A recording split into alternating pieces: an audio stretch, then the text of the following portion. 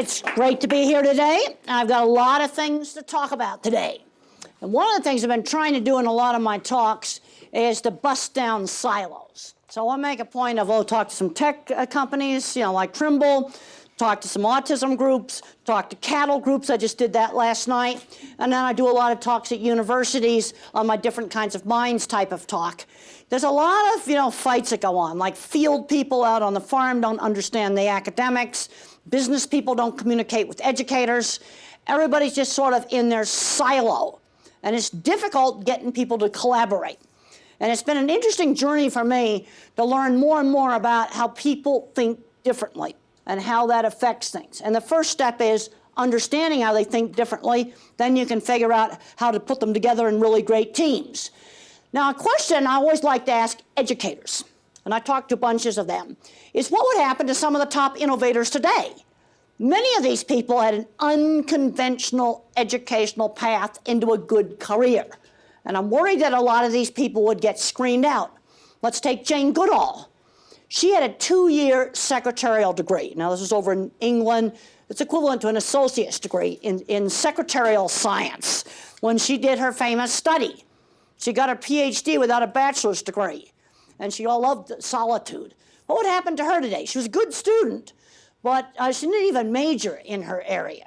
How about Thomas Edison? He was labeled a hyperactive high school dropout. He probably had autism. I read a biography on Edison. He was a wild kid. He loved chemistry. He managed to burn up the baggage car of a train when he was delivering papers on a train because he was doing chemistry experiments in it. Think about how much trouble that would get him in today. What would happen to him? How about Steven Spielberg, rejected from a top film school because he had lousy grades, C as in Charlie, not good grades. Bullied in school, dyslexic. Now the thing that saved him was his Super 8 movie camera. And that brings up a really important thing. How do people get interested in careers? I get asked that all the time. How did I get interested in the cattle industry? I was exposed to it in high school. And Steven Spielberg was exposed to making movies at a really young age. We've got to get young people today exposed to interesting things. I'm seeing too many kids labeled dyslexic, ADHD, autism, and there's a lot of crossover between ADHD and mild autism. They keep changing the diagnosis. Problem is, autism ranges from half of Silicon Valley, been there, to somebody who can't dress themselves. And some of these kids are ending up playing video games in the basement when maybe they ought to be doing lighting and sound at giant convention centers. All kinds of fun stuff you can do on that. Just look up Lighting and Sound America. You can find this cool magazine. Show it to these kids. Show them it's a lot more fun than video games. How about Elon Musk? He was different in a nerdy sort of way. You might want to read this book. Again, severe bullying in school. Often appeared deaf. But one good thing that Edison and a lot of these people had is hands-on experience with their interesting things. Jane Goodall was out looking at chickens when she was 5 years old to figure out how they laid eggs. Both Edison and Musk were working with the mechanical things at a really early age. And there's this Dragon spaceship docking with a space station. And its real name is actually Puff the Magic Dragon. But that doesn't sound very professional. So they just changed it to Dragon. And I got a chance to visit NASA. That was a really interesting trip. And I learned a few secrets about the space station. And it brings up an important thing about design.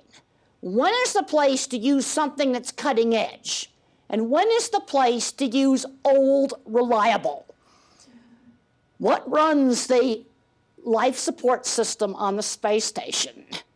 3 big, clunky IBM ThinkPads with the red little thing in the middle. Old-fashioned clunky. Don't have to worry about it having bugs in it. And then you might wonder why the control room for the space station is empty right now. Well, as the space station goes round and round and round, they know just when the communications are going to black out. Sort of like you know just what part of the road the cell phone stops working. Mass exodus to the bathrooms. They have 6 minutes, and then they got to be back in there. And even if there was an emergency, they couldn't do anything about it because they got no communication.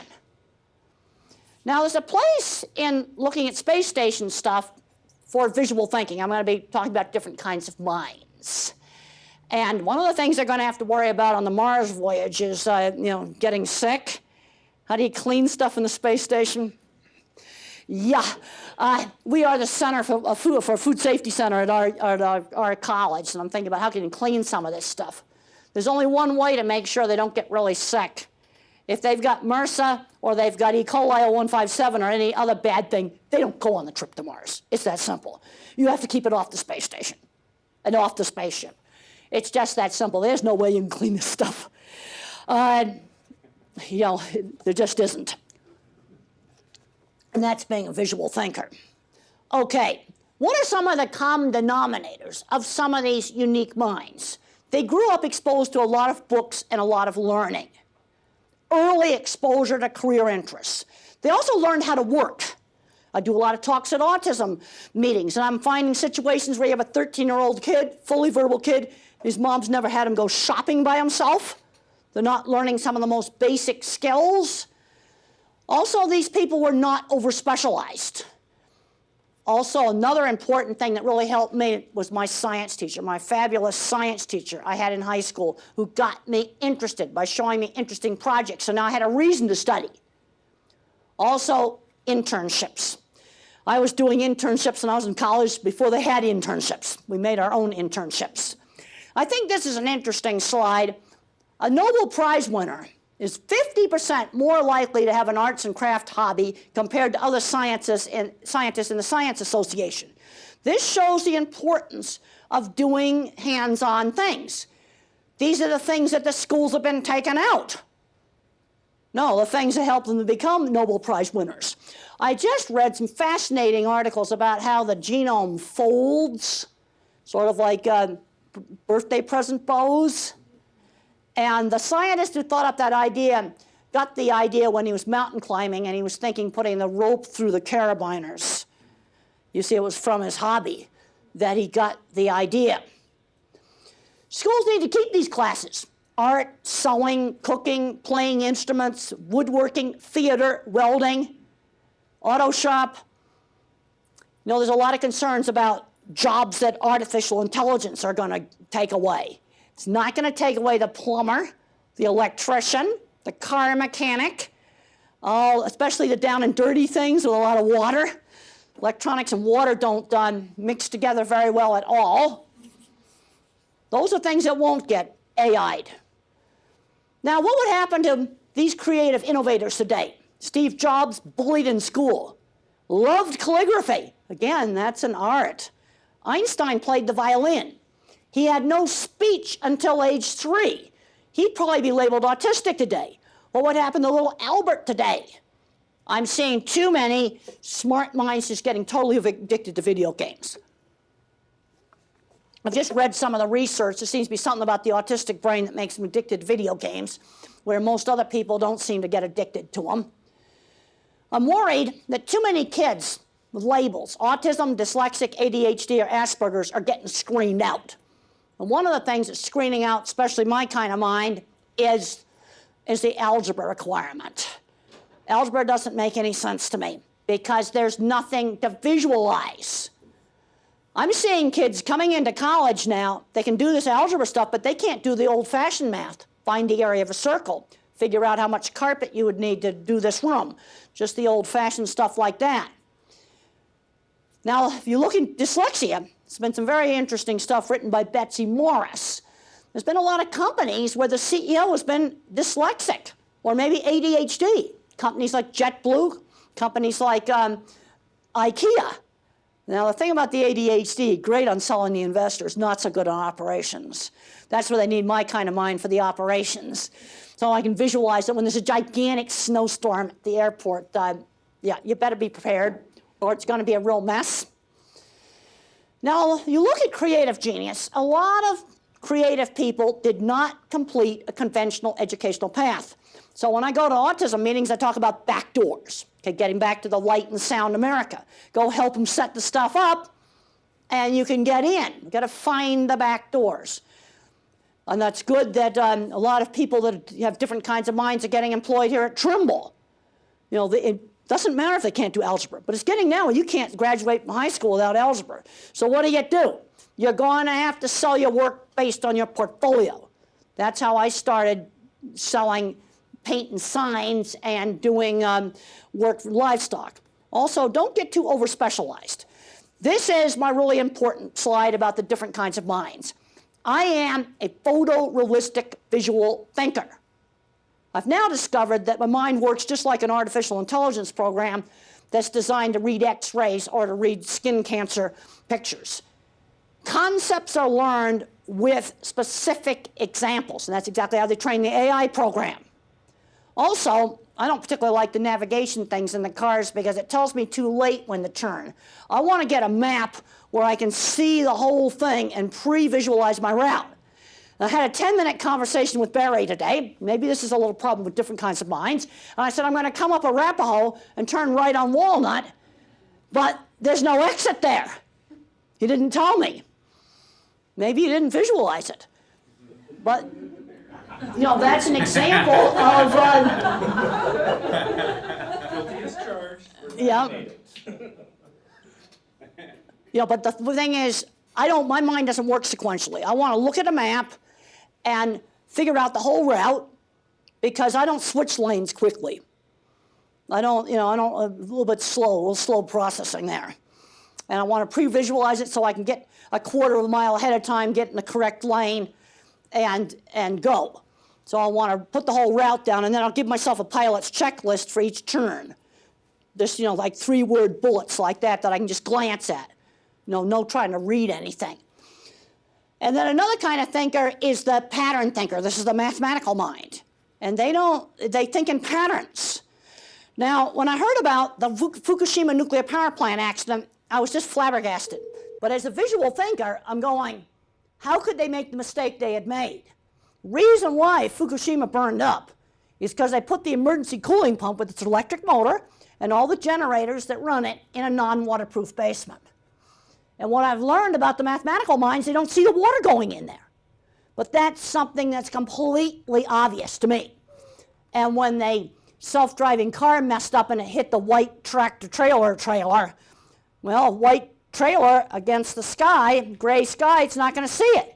That trailer had advertising on it, it wouldn't have happened. Because then it wouldn't have been a white trailer against the sky. So now I'm seeing different examples of different grocery trucks and Walmart trucks and things with advertising on the side of them. You see, my thinking goes specific to general. That's exactly how the expert system is trained. And then another kind of thinker is the verbal thinker.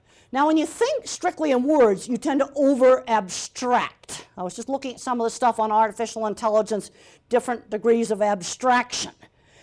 And this is where an AI program can get messed up driving a car. If you're going down the highway and you're looking at some billboards you've never seen before, you might think, well, I'm seeing a Canada Goose on that billboard. And then when you get up closer, it's something totally different, like a canoe. It's something completely different. You see, your mind fills in. Well, that can be rather dangerous with driving. And so with something like the self-driving car, it needs to have some mechanical things. Mechanical kill switch, total mechanical disconnect, hacker-proof. A mechanical brake so I can get it stopped when it's trying to crash me into the bridge abutment because it's been hacked, and enough steering so I can get the thing off the road. Everything else can be electronic, but I got to be able to disable it. Just as they show in 2001 Space Odyssey, you got to turn HAL off. And if Watson's controlling my car, then I got to be able to turn them off if somebody has hacked it. And then you have other people that are auditory thinkers. They're super good at things like sales. See, the first step is realizing that these different kinds of minds exist. And there's ways they can really work well together. I found in my industry, in the meat industry, the visual thinkers actually lay out the whole entire plant. The degreed engineers do the more abstract stuff, refrigeration design, trusses, boilers, steam pipes, things of that sort. Here's what Thomas Edison had to say about mathematicians. I can always hire some, but they can't hire me. In some situations, I think visual thinkers have a lot to add, but I'm worried that, okay, they can't graduate from high school, so what do? Make a really good portfolio and use that to get in the back door. And this is a book that Thomas West is going to be coming out on dyslexia and visual thinking. And if you're wondering, is there science behind these different kinds of minds that I'm talking about? Yes, there is. And I've got the science studies in my book, The Autistic Brain. There is science. definitely show that there are photorealistic object visual thinkers, and there's also more pattern mathematical thinkers. Now, one of the concerns is over-specialization. I was talking to a top plant researcher, and he told me, he says, I got this graduate student, you know, top exam scores, super genius, but he has no creativity. He's too hyper specialized. I really liked this paragraph by Isaac Asimov. A degree is the first step down a ruinous highway. You don't want to waste it, so you go into doctoral research and you end up a thoroughgoing ignoramus on everything in the world except for one subdivisional sliver of nothing. You know, artificial intelligence can do some really super specialized tasks, but it cannot do the tasks that require more generalized knowledge, such as the secretary's job. Well, watch out, radiologist, watch out, dermatologist, you're going to get replaced by an AI phone app. This was a cover story of Nature about 2 months ago. Now, I can totally relate to this because it learns by specific example. The more I'm learning about artificial intelligence, that's exactly the way my mind works. It's bottom-up thinking. Concepts are formed with specific examples. So how did I figure out what a dog was from a cat? When I was a little kid, we had a couple of golden retrievers in the neighborhood. We had 2 black labs in the neighborhood, a German shepherd, and then there was some Siamese cat, and there was a yellow cat. And so I mainly separated them by size. Then our neighbors got a dachshund. So now I had to figure out a new way to categorize the dachshund, and it's sensory-based. Smell, she smelled like a dog, and she barked like a dog. So I had to find a feature that the dachshund shared with the dog. So she'd go in the dog category and not in the cat category. And that is learning by specific example. In visual thinkers, AI, ADHD, they're all bottom-up thinkers. Concepts are formed from specific examples. Top-down thinkers tend to overgeneralize. We're going to have some grandiose policy that's going to make education wonderful. Then it doesn't work at the field. Also, an animal is sensory-based. See, my thinking's sensory-based. It's not word-based. Words narrate. And I've been watching and looking today. We were just looking up on the computers today, hallucinations and artificial intelligence dreaming. You start forcing it to find dogs where there's no dogs. And you start getting eyes all over everything, because those are usually very prominent in the dog pictures. So I was reading about AI on the plane today to CRJ, about an AI system trained to look at deer pictures. Okay, deer antlers, deer heads. So if I took this interior of this jet and I had it, and I shoved it in this program and I forced it to hallucinate, what parts of the inside of the cabin are going to start having eyes? Well, the 2 little reading lights, the 2 little vents, 2 coffee pots side by side, and then there was the green lights for some of the controls for the coffee pot. That's going to be 1 antler. And then I look down at where the chair's attached to the floor, and there's a little bracket like this, and I go, well, that's got to be some antlers. You know, when I forced that program to hallucinate, I think it would be very interesting to see if I could predict where the program might hallucinate. That might be a real interesting exercise. Okay, understanding animal behavior. What helped me is I'm a visual thinker. So it became obvious to me to look at what the cattle were seeing. They'd stop at a shadow. They'd stop at a reflection. They'd stop at a chain hanging down, a coat on a fence. And nobody had thought to look at that.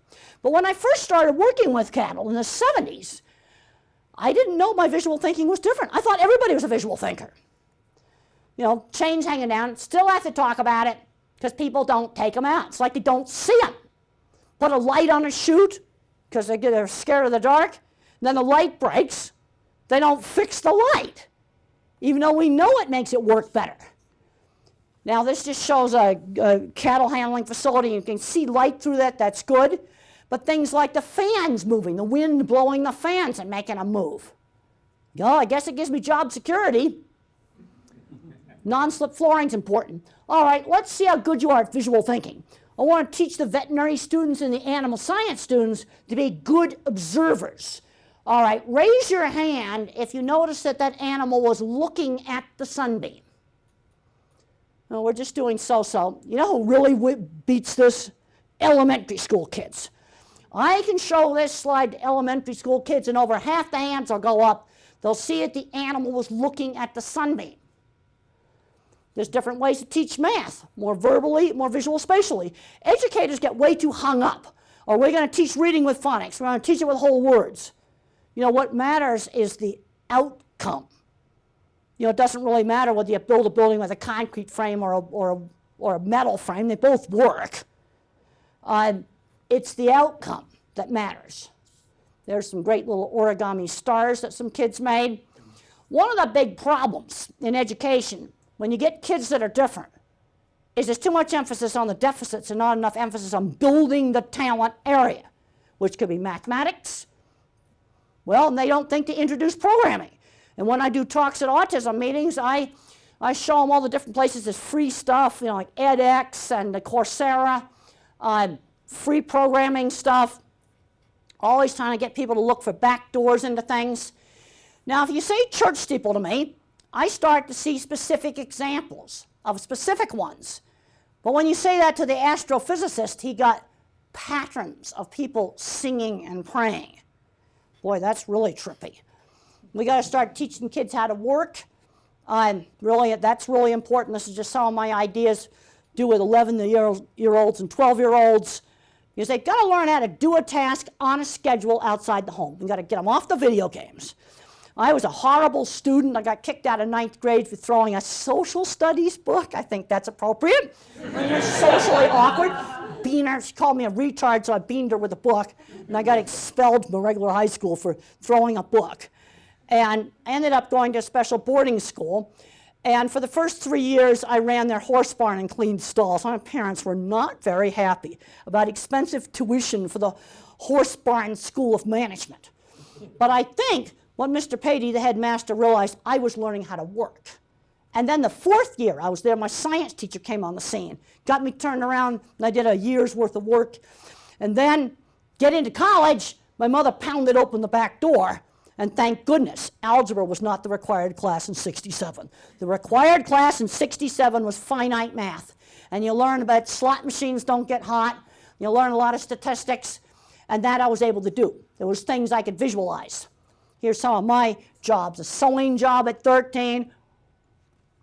Cleaning horse stalls at 15. Roofing at 16. And we had partial clips while we were roofing. That was a lot of fun. Sign painting. I had an internship at a research lab, a lot of experience with the work world before I got out of college. And at the School of Horse Barn Management, I also learned the school of how making our Skeeto house look really, really nice. And then when I was getting my master's, I was painting signs for stupid carnival exhibits. The Himalayan ice monster. It was a fake dummy in a freezer chest full of ice. And how did I get the job to paint that stupid sign? I walked up to a sign painter and I showed him my portfolio. When you're weird, you got to sell your work. So let's say we got a kid that can't graduate from high school. You got to get a great portfolio together, and then it won't matter. You got to sell the portfolio. There's all kinds of tools online now to do that. There's my sign painting truck. You know, get a little entrepreneur spirit there. That's when I was in my 20s. Also, I took some classes in college that I thought I was going to hate at first, but I ended up loving my English literature class. It was one of these big survey classes where you read a little bit of everything and the professor explained the emotions behind what the authors were trying to get across. That was extremely helpful for me. I had high school mentors. I had a great science teacher. He was not an accredited teacher, but he was a NASA space scientist. That part of the movie was right. I had Aunt Ann out on the ranch. I had Mother when I was younger, always pushing me. But she gave me choices. And when I had to go away to a special school, she looked at 3 schools. She let me pick one. You know, I had some limited choices. What would happen to me today? No speech. Early on, the early intervention, we're doing pretty good on that. And I was really autistic with no speech. I'd be a prime candidate for video game addiction. The other thing that's bad is I wouldn't have had all the opportunities for hands-on learning. Some of these systems today, California and some other states, you can learn math, English, and sports, and that's about all you're going to learn. And there's less opportunities to get work experience, and too many people letting themselves get defined by the label. There's lots of people in tech industry that are on the spectrum, and they've avoided the label. They don't want the label. I'm seeing too many kids where the label comes first. For me, being a scientist, working in the cattle industry, being a professor, that comes first. Now, people have asked me if I could do some treatment and not be autistic anymore, would I do it? No. I like the logical way I think. I'm appalled at just how illogical things are, especially these days, and we'll just leave it at that. Here's a scientist's reaction to removing hands-on lab classes from the schools, and this was in Nature Journal in 2014. Practical experiments teach the reality of science with all its frustrations and rewards. Sometimes your chemistry experiment doesn't work the way it's supposed to. Now, some brain scans revealed that I do have a big visual thinking circuit. Boy, that was interesting. That accounts for why I see pictures in my mind. Now, this slide right here, I don't know if the arrow here is going to work on the screen. No, it doesn't. This shows what happened to my algebra department. I've got no working memory. And I got very frustrated when I couldn't find, the Walnut Street didn't have an exit, because I want to predetermine the path in a map, where it's one big picture in my head. I actually hate the driving aid. It doesn't tell me soon enough to get over. And I'm not sequential. But then it's easy. We should have Google Earthed the road with a photographic Google Earth. Then I would have looked at it, and then I would have seen, yeah, there's an overpass there with no exit. I would have seen it. But when I went on the regular Google map, it didn't show it. In fact, these roads in here weren't even on it when I looked at it. And I zoomed it in really, really close, and it just wasn't there. Okay, one advantage I had in the meat industry, it's one of those industries that has no academic barrier of entry. And there's other industries too, like putting up the lighting and sound for big concerts would be another great place. Trimble would be another place if your portfolio is good enough. And the finite math class saved me. And I got into college because Mother pounded open the back door. And thank goodness, algebra was not the required class in 67 and 66.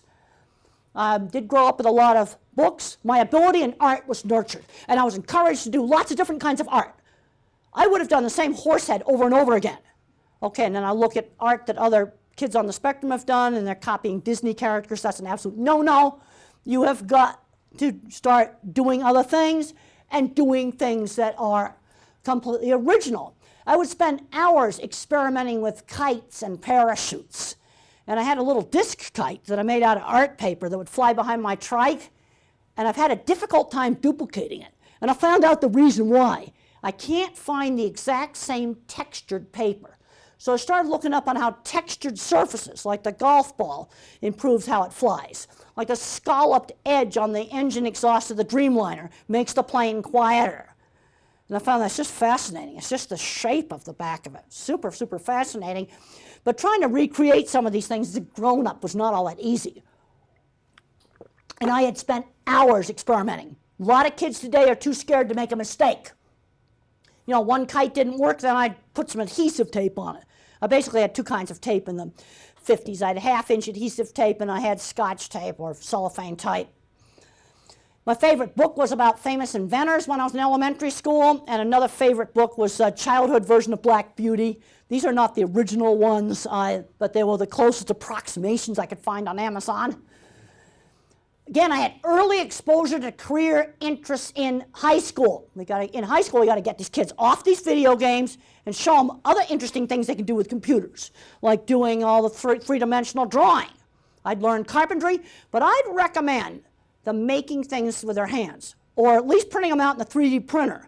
And they need to touch and hold those things they print out. I went to a big animation company where they were drawing cartoon characters with 3D programming. And they had a big 3D printer the size of a refrigerator, and they'd print out figures that were maybe about 6 to 8 inches tall. And they placed these figures all around on the mouse pad where they could touch them. And when the meat industry went from hand drafting into computer drafting, I started seeing strange mistakes on drawings that we didn't get before. One example would be the center of the circle wasn't in the center of a circle. They weren't seeing it because they hadn't used a compass. They had never built anything by hand. And every one of these drawings with a perceptual error came from a young person who had never built anything with their hands and had never drawn anything, like take a compass and actually turn it with their hand. No, you need to be touching in order to learn. Now, maybe in the future we'll have a glove where you can touch your stuff, but you've got to touch to see. Now, since I was weird, I had to impress potential customers by showing off my portfolio. And in the late 80s, I sent a sales pitch to the head of Cargill Beef, and I sent him this drawing right here in a portfolio, snail mail. You gotta remember, this is back in the snail mail days. And what you want in a portfolio is a 30-second wow. Same thing with a web page. Don't put too much junk in it, and don't have like purple and yellow, blech, you know, stuff like that on your web page. It's like so awful. You know, and 5 different kinds of type on it. It just looks terrible. But you want something that, so when the customer opens it up, 30-second wow. So I had that drawing in the packet, a big fold-out paper drawing. I had my very professional-looking brochure, and then I had some pictures of jobs. Here's one of the original pictures from my very first brochure of the dip vat system. And there's the one they built for the movie. And there are the projects under construction there. The other thing I'm finding is having worked with construction affects how I think. Construction's all about outcomes. You've got to get the jobs done. And there's the original dip vat drawings right there that were at, of the projects I built in the 70s. And people ask me all the time, what motivated me? People thought I was retarded. I wanted to prove to people back in the 70s that I was not stupid, I was capable of doing these projects. Also, being a woman in the man's world in the 70s, that was worse than the autism part of it, way worse. There's a scene in the movie where bull testicles were put on my vehicle. That actually happened. Now, when I look back on it, who helped me in the cattle industry and who hindered me? The big managers actually helped me. Feed yard owners, plant managers. The people that did the bad things to me were the foreman level, just under the managers. Most of the cases where something really nasty happened, that's where it was happening. And here's one of the pictures I probably sent in my original packet of information. That would be another one of my early jobs there. Nice pictures. Well, I think I'm doing pretty good for somebody who thought was retarded, because now half the cattle in North America are handled in a piece of equipment that I designed. Now, in the 70s and the 80s, when I designed equipment, I thought I could fix everything with equipment. Bright magic equipment, everything's going to work fine. The other half is the management side. And then I developed a way to evaluate how that equipment was used in a really simple, objective way. That's the piece of equipment right there, the center track restrainer system. If you want to see how that works, you can look up Beef Plant Video Tour with Temple Grandin. Half the cattle in the U.S. are handled in this. When you get some hamburger or you get some steak, it's got a 50% chance it was handled in one piece of my equipment. Now, to evaluate it, to manage it, here are 5 simple things you measure. It's like traffic rules. Now, what I'm finding is I'm finding that a lot of the normal thinkers have a difficult time with the critical control point approach, where you figure, what are the really important things to measure? Let's apply this concept to traffic. All right, let's say in traffic, we're only allowed to enforce 3 rules. Which 3 rules would you enforce to get maximum public safety? Okay, I want some ideas here. Space between cars. Speeding, yes, definitely. All right. The road to drive on? I'm not. If I just got to enforce 3, I'm not going to use that one because nobody here hardly does it. So we got speeding. That's one of them. I'm only allowed to enforce 3, where I can give out tickets for it. What I said was space between cars. That wouldn't be in the top 3. Well, but what it does is dictates how close you can be or apart based on. But okay, I'm a police officer. I'm talking about the stuff the police are going to enforce. Right away. No, well, you guys are doing bad. All right, speeding's one of them. Red lights and stop signs. But you know what happens every time I ask this? The 800-pound gorilla always comes up last. Drunk driving. And it has, and texting's going to be in that, right in there. And that's the 800-pound gorilla that comes up last, is the drunk driving. And there's accurate tests. You can measure it with numbers. And it's a principle of just enforcing a few things. That's the same principle that's used in hazard analysis, critical control points of food safety. See, one of the big problems we have is you make audits too complicated. You can measure these 5 things for animal welfare at slaughter plants. How many did you render unconscious on your first stunning attempt? You fail the McDonald's audit if it's not 95%. Everything dead before you do cut bits and pieces off. We found that mooing and bellowing when you handle them was a really good measure of bad stuff going on. 3% or less is what you're allowed. Falling down during handling, another measure of trouble with the flooring or trouble with handling. And how many did you poke with electric prods? And then there's 6 acts of abuse. Yes, and there was a video from an airline recently of a person being dragged. And if you did that in the meatpacking plant, the USDA catches you, you'd be shut down for a week if you did that. Yeah, you're not allowed to drag animals. Now, the thing about this measurement thing is it started when it was enforced by customers like McDonald's and Wendy's. It forced the plants to manage their equipment. And we were out of 75 suppliers, only 3 had to build something expensive. The rest of the plants we fixed with maintenance, non-slip flooring, things with lighting, lots of stuff we did with lighting, and management supervision. And now there's video cameras over the internet, mission control, Huntsville, Alabama, Aerosite, tuning in and saying how much electric prodding's going on. Well, in 1996, I collected baseline data, and 20 years ago, things were really terrible. Only 30% of the plants could shoot the 95%. You know why they were so horrible? Broken equipment. That's management. You see, equipment's half the equation, the other half is the management. You see, and by doing that simple scoring system, it's amazing, it really works. But the thing that's difficult is when I get other people, now we got like 50 people on our committee, everything is getting so complicated now. It's hard for people to just stick with the 5 things. My approach to rules is fewer rules, but you pick the right ones and they are enforced really hard, like the drunk driving, for example. Different kinds of minds working together. I already talked about that some. Visual thinkers in the drafting department design the whole plant. And then I go to some big fancy tech place, I'm not going to name it, and they take my department and stick us in a service corridor with the cable trays. One thing I can say for the meatpacking plants, everybody gets stuck in the boiler room. We're democratic. And then you've got the millwrights and the quirky guys in the shop. Oh, I know a bunch of those guys are on the spectrum. And you know what? They can't find replacements because the replacements probably have an autism or dyslexia diagnosis and they're playing video games in the basement now. And then the more formal degreed engineers, we need the mathematicians for refrigeration, steam, boilers, all the stuff I don't understand because it requires math. But you need to have the whole team working together on it. They're all important. And I got to go visit our new chemistry building under construction.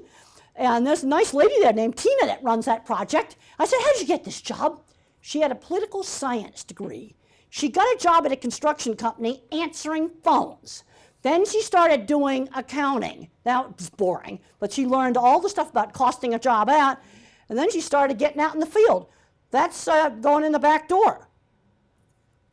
Okay, a big fight that goes on in science is observation part of science. You know, some people say, well, you have to have a controlled experiment. And I go, what about astronomy? What's the control for this telescope? Do I point it at the ground?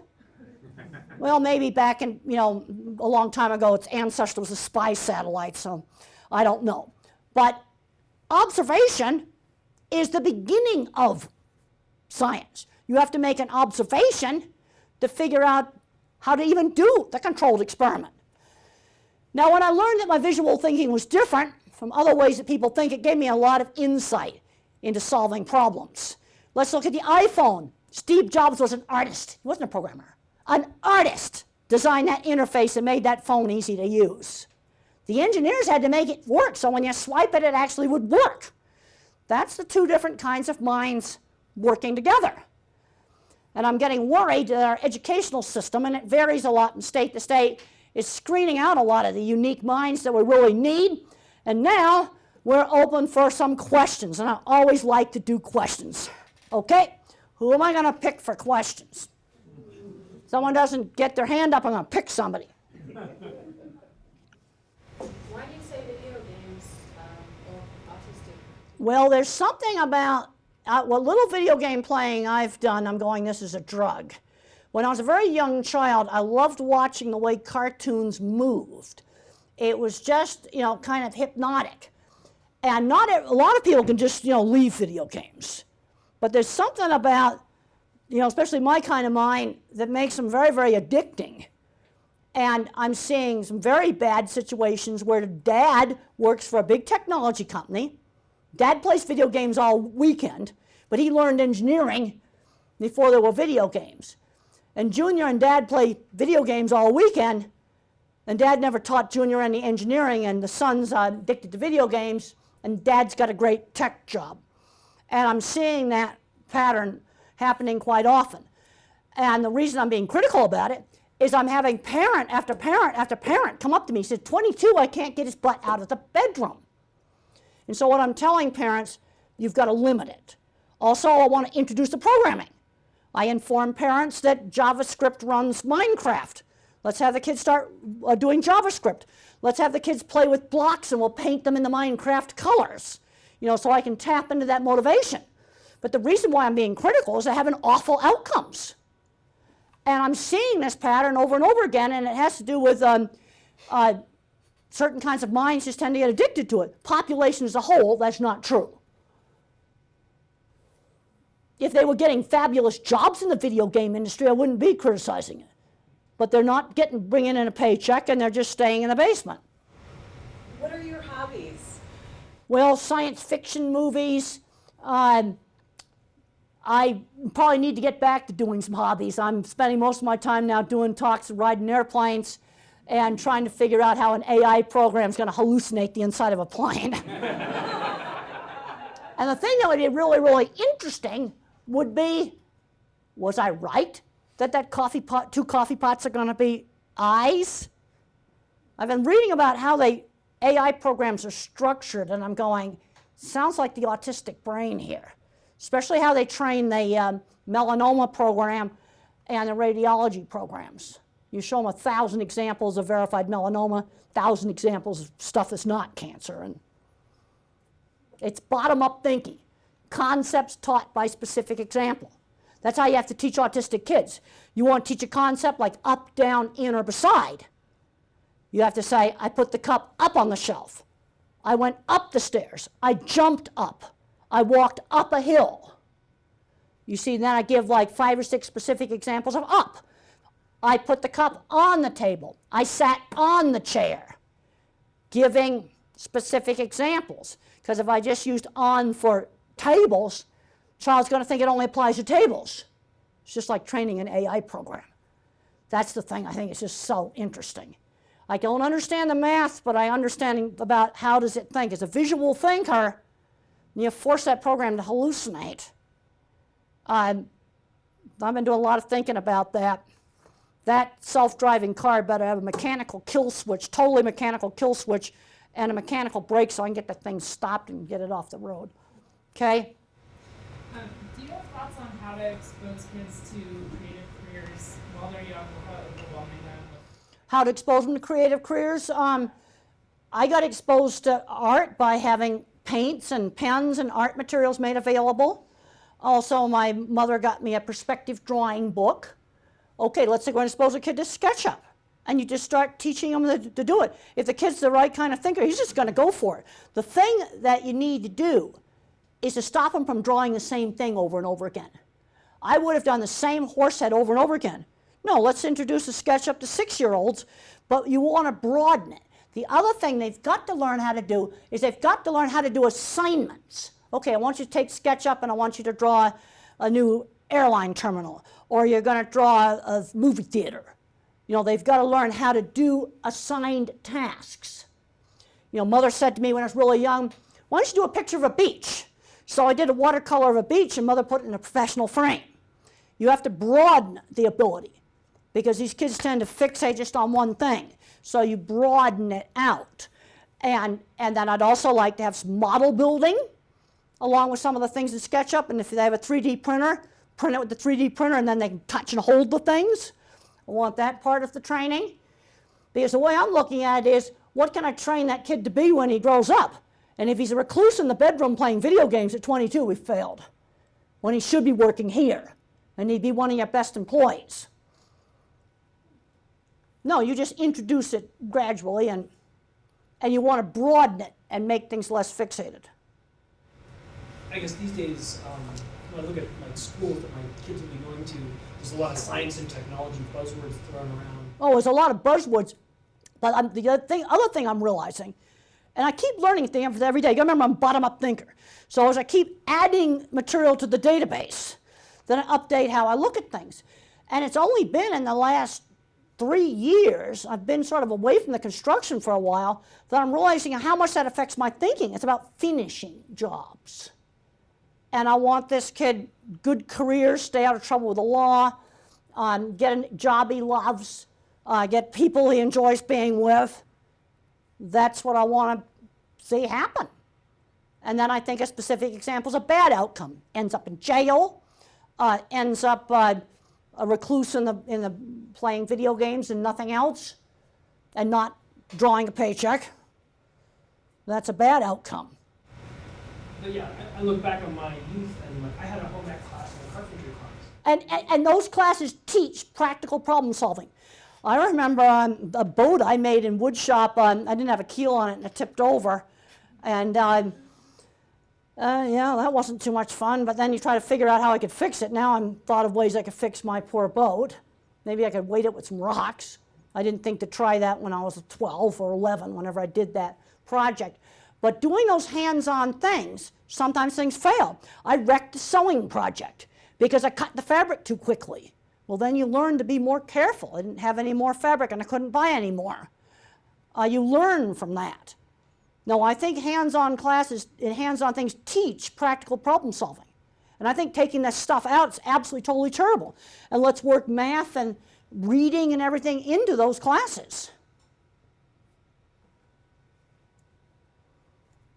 Okay? Have you had any success influencing even CSU to not use algebra or other such classes?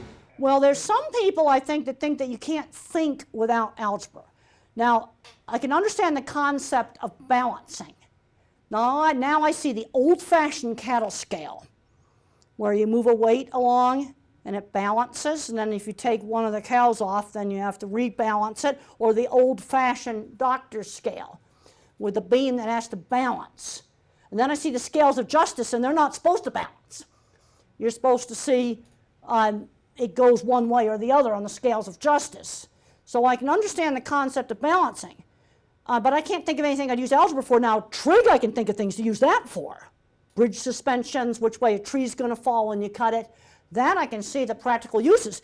And the thing that's interesting, when you go on Google for images, and I type in algebra, I just get some pretty font pictures. I type in geometry, I get all kinds of interesting mathematical websites that are visual, trigonometry, a bunch of visual websites, even calculus, some visual websites.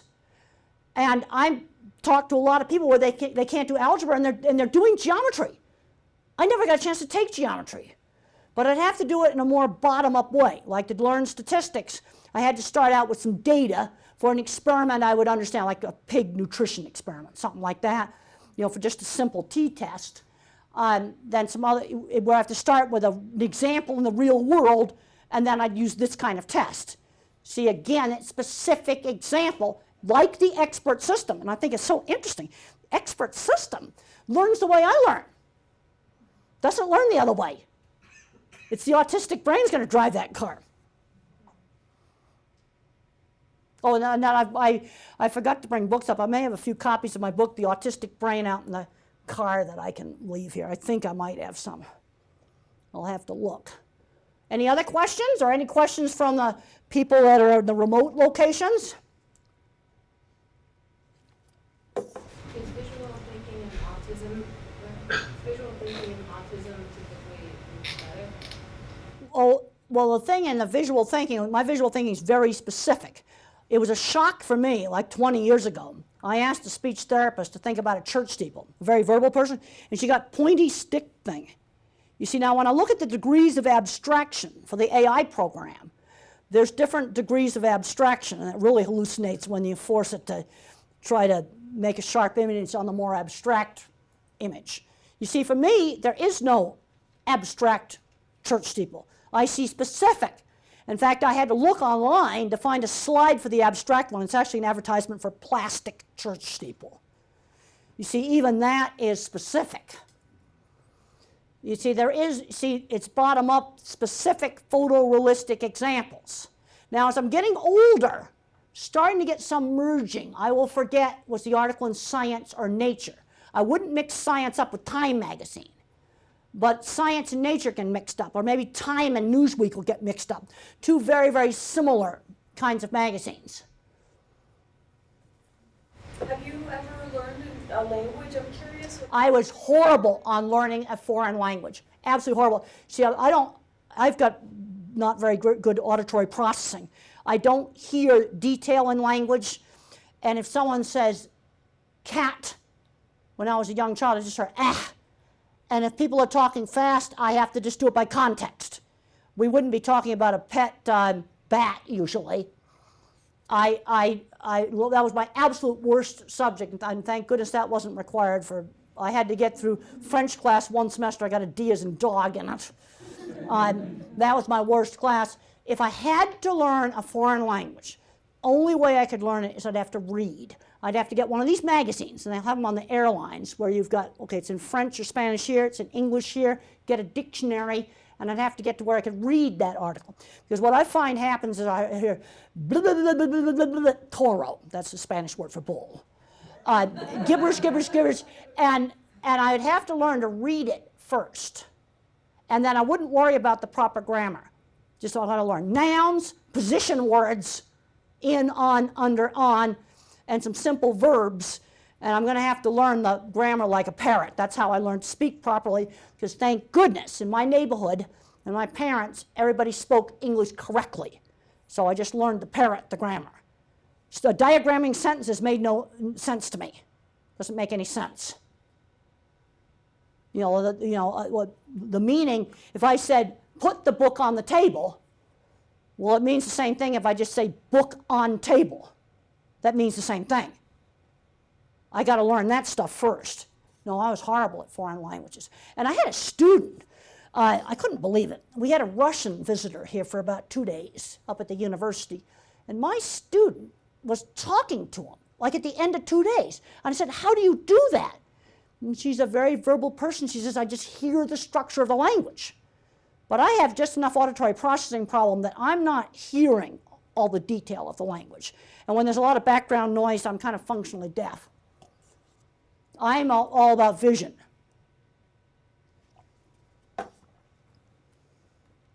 Any other questions? And then, of course, I'm happy just to hang around and talk. Or you can keep the other people on as long as you want. Okay.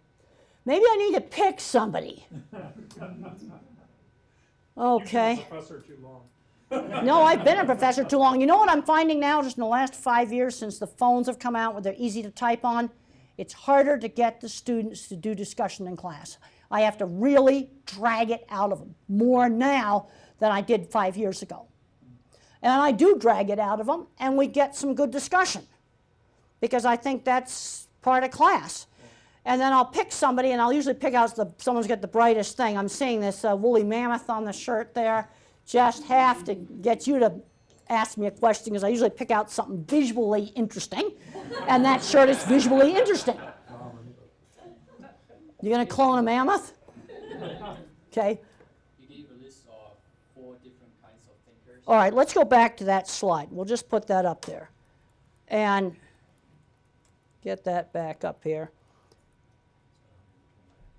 Yeah, it's a bunch of slides back.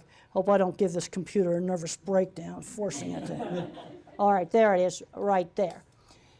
And in my book, The Autistic Brain, and I'll run out to my car and get some, I think I've got some copies.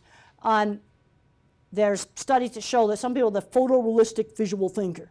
And they're very good on what's called a grain test. Like what has a coarser grain, a grape or tennis racket strings? And then I visualize the grape squashing going through the tennis racket strings, so the tennis racket strings are small, as a smaller hole than a grape is. That's what's called a grain test. I'm really good at that. Some of the things with space rotation I'm bad at because I got no working memory. You see, the way that I want to look at how to get here is I want to get the whole map in my head and then just memorize it like a screenshot with the phone. And then I give myself this little tiny pilot's checklist with some bullet points just to glance at on my turns. And do it beforehand. so I can do my lane changes way, way, way in advance. And the pattern thinker, that's your mathematician. It's patterns rather than pictures. Think geometric shapes, organic chemistry, snowflakes, patterns. And these individuals, often music is something that they're very good at. And then you got the guy that knows all the verbal facts about everything. And I find educators tend to be very top-down verbal, very abstract. And I find a big problem when we're troubleshooting problems. And I don't care if we're troubleshooting an autistic kid's problem, a dog behavior problem, or some problem with a piece of equipment. People tend to overgeneralize. Like I was at a conference and a girl says to me, what do I do about cat behavior issues? I go, I don't know, what does the cat do? You see, that is too overgeneralized. And I fight that constantly. And I'm realizing more and more, I want to use the critical control point approach, and it worked beautifully on scoring the packing plants. They knew exactly what they had to do. There wasn't a whole bunch of paperwork. It's really easy. But I'm finding a lot of the top-down thinkers have a hard time picking the right 5 critical control points. Or the same thing with traffic. They'd be drunk driving, speeding, the stopping red lights and stop signs, texting, and seatbelts. You just enforce, your police department just enforce those 5 things, you're going to get most of your public safety. Now, I agree driving on the wrong side of the road is the wrong thing to do. But pretty much so, that's going to be somebody's either sleepy or they're drunk doing that. So that isn't one of the things I'm going to waste a critical control point on. Because there's other things I need to have them enforced that are more important than that. And when I learned about the critical control point approach in HACCP and hazard analysis critical control points of food safety, I just loved it. Because I watched my industry start out on the food safety stuff, and they'd have 100 things to measure in this plant. Well, you can't measure 100 things in a plant. That's impossible. And then they simplified it, and they got it down to things that were really, really important. Okay, temperatures is one of the things. Micro counts, especially when you skin out back legs on cattle carcasses. They found certain things that were really critical. Took 10 years to fully figure that out, to winnow it down to the stuff that they really have got to measure every day. And imagine what the highway would be like if they took away the speed cameras and the drunk driving testing. It would be horrible. How cleanly do people typically fall into these different Well, types? most so-called normal people tend to have a more mixture, but when you get a kid with some kind of a label, or he might be called an artist, maybe he's called a nerd. You see, mild autism, nerd, and maybe artist is all the same thing, but people that are sort of not so normal tend to be really good at one thing and really awful at something else. You tend to have more uneven skills. And some of the psychologists go, well, that's just splinter skills. And I'm going, bull. Visual thinking is what you use in design. Let's look at design. You have the industrial design side, going back to the Apple phone, and then you got the engineering side of it. They're both important. You need to have both parts of design. Okay? When it falls into one of these categories, is it important for them just to strengthen that? I want to strengthen the thing.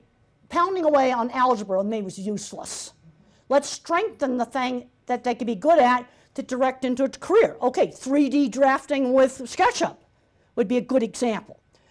But they also have got to learn, when I give you an assignment, you got to do it. My nephew went to the University of Colorado, and he got a degree in industrial design.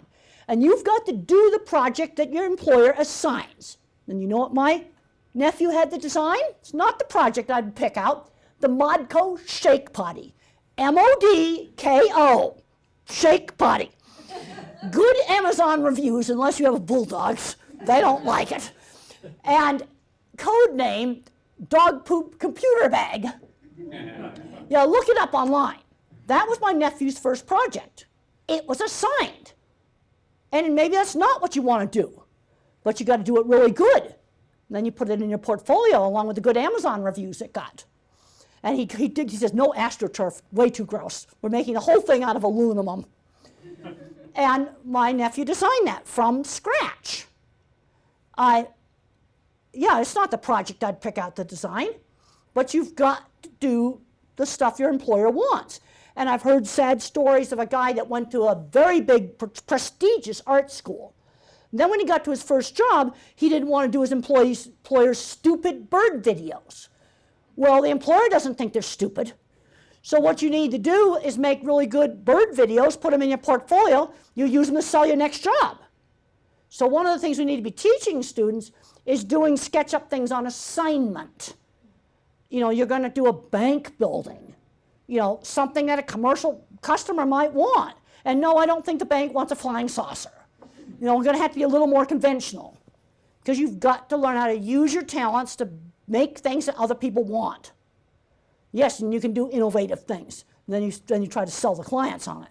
But you're also going to have to just do some plain Jane stuff too. You know, so I want to enhance the thing that the student's good at, but I also want to broaden it. Otherwise, I would have just done horse head drawings and nothing else. See, a mother says, well, let's do it stable. Let's draw it saddle. You see how there's an associative link, and you broaden it out. My very first sign project that I sold was for a hair salon. So I put the Breck lady on it. I had to make something that they'd want. Okay, well, thanks, and if any of you would like to talk to Temple further, feel free to stick around a little bit. She'll be here for a little bit longer, so thanks. Thank you.